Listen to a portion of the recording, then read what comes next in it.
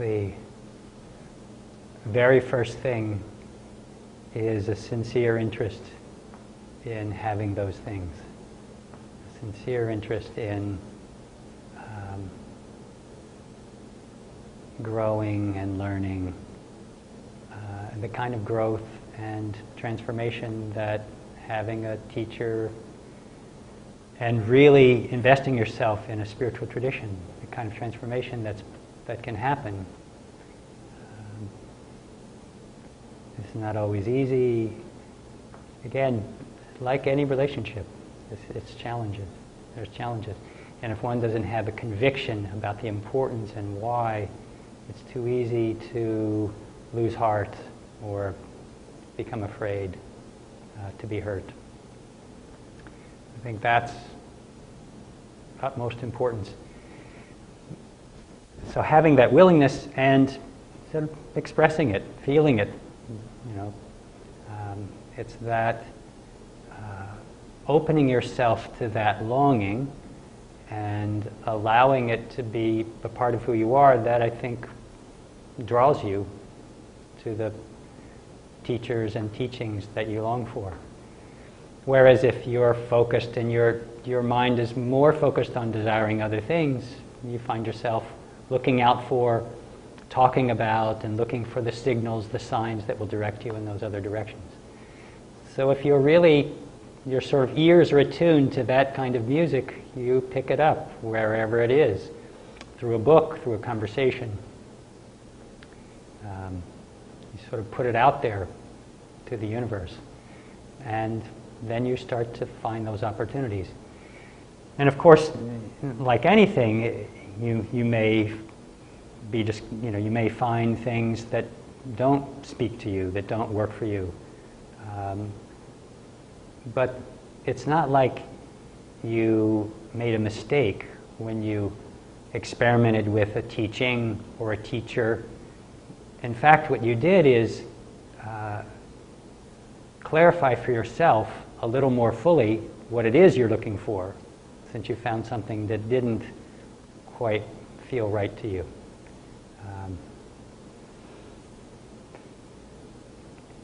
And so if you keep looking, keep talking, you eventually will find that. I truly believe that.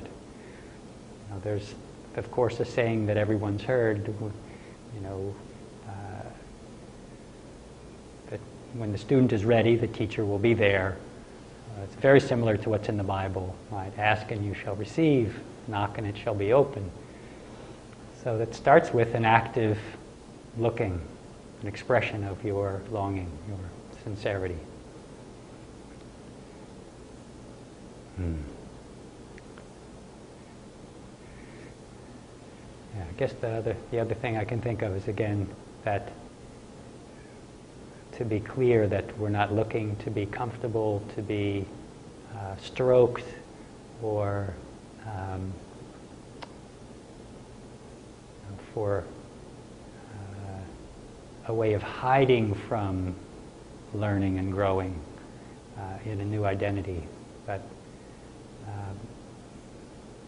a way of learning to face the truth, to discover the truth. And that can be challenging. I think when you're sincere, you also become attuned to sincerity around you. You can feel the sincerity in a teacher and in the followers of that teacher.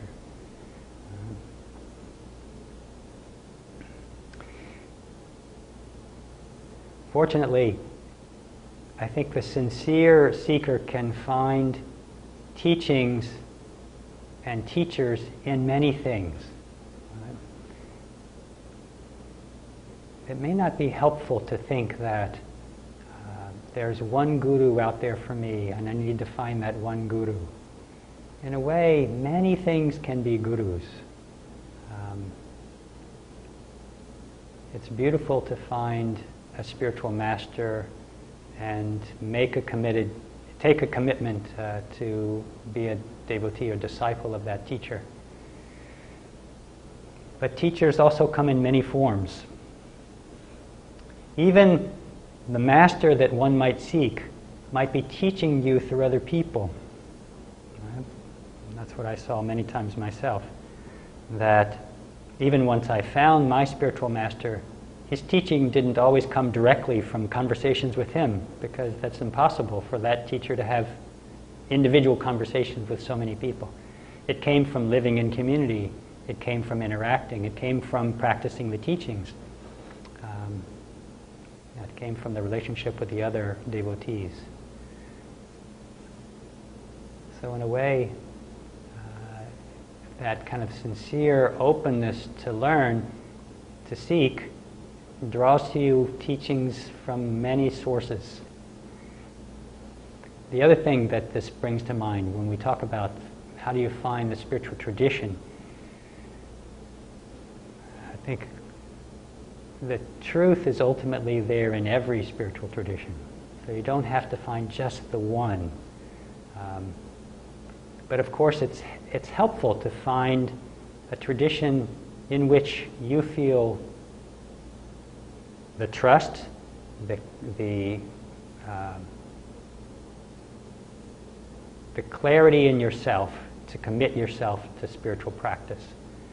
Because it's ultimately not the organization or the guidelines that are really beneficial and enlightening. It's the commitment to practice. Right? And there's many kinds of practice. I think it's useful to respect them all. It's probably useful even to experience a number of different traditions so that one understands there is this essential truth in all of them. But ultimately, it's useful to find a tradition that feels really right to you, where you can feel committed to the teachings, to your own personal practice, and I would say some kind of community, some kind of sangha from which you derive support. I think that's also one of the other questions. Maybe I can talk about that as long as I kind of rolled onto it. That it's very difficult to pursue the spiritual path by oneself. I know when I took my teacher training in Louisville, Kentucky, I actually took the training in Connecticut and went back to Louisville. So I'll digress a little bit here. That one of the reasons I took teacher training is that my teacher moved away from Louisville to an ashram. And it's to that ashram that I went and took teacher training. And when I finished the training, my teacher, who was there, handed over to me the teaching of the center where I first took classes. So within 1 year of starting yoga classes, I was running an integral yoga teaching center in Louisville. And I did that for 3 years, and I learned this, that as committed as I was, it was very difficult for me without any kind of supportive community around me to persist on the spiritual path. So I found my path had a lot of ups and downs. I wasn't able to build a momentum in my practice that got me deeper and deeper. And of course, having a spiritual community is not available to everyone everywhere. There are different forms of community. Even nowadays, there's many sources, many ways to use technology to stay connected. But I think ideally, the presence, actual physical presence of other people is very helpful. Yeah. It's inevitable that even as committed as someone might be, that you go through periods where you struggle, where you're stressed out, you're under pressure, and you find it difficult to discipline yourself.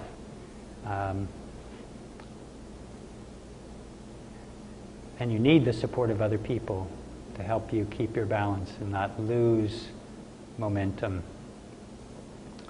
The analogy I always think of talking about this is when you're rowing upstream, if you get tired and pause, you go backwards.